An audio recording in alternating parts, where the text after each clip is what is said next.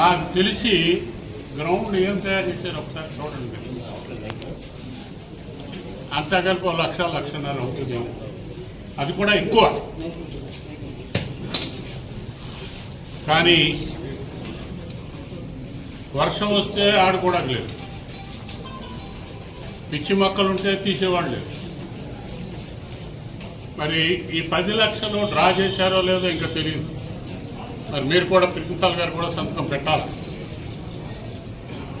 దీని మీద నేను దృష్టి పెట్టి కలెక్టర్ గారికి చెప్పి అసలు ఎంత అయింది, ఎంత చాలా పెద్ద స్కామ్. రెండోది, నాకు తెలిసి ఇక్కడ ₹1,00,00,000 దాకా ఇచ్చారు.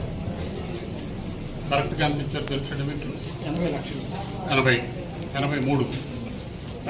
లక్షలు ఇచ్చారు.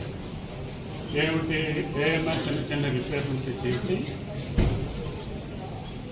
ఎక్కడన్నా కార్స్ అంటే అవన్నీ చూసి ప్లాస్టింగ్లు చేసి చేయమని.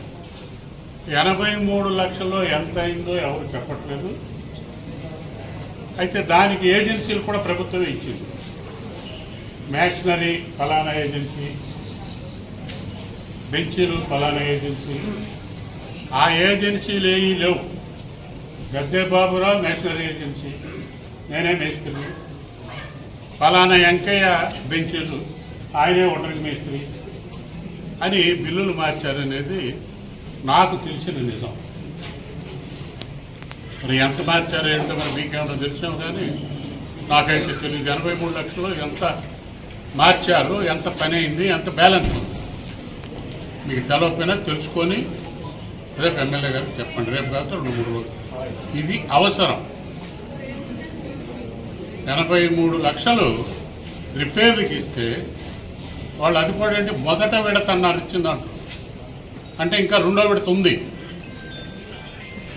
నాకు తెలిసి ఒక 4-5 లక్షలు అయ్యిందేమో, కానీ మార్చడం మాత్రం చాలా మార్చారు. ఎంత మార్చారో ఎవరికి చెప్పలేదు, నాకు తెలియదు. తెలుసుకోవాల్సిన బాధ్యత మీది, ఆయనకి చెప్పవలసిన బాధ్యత మీది. తర్వాత నేను లేదా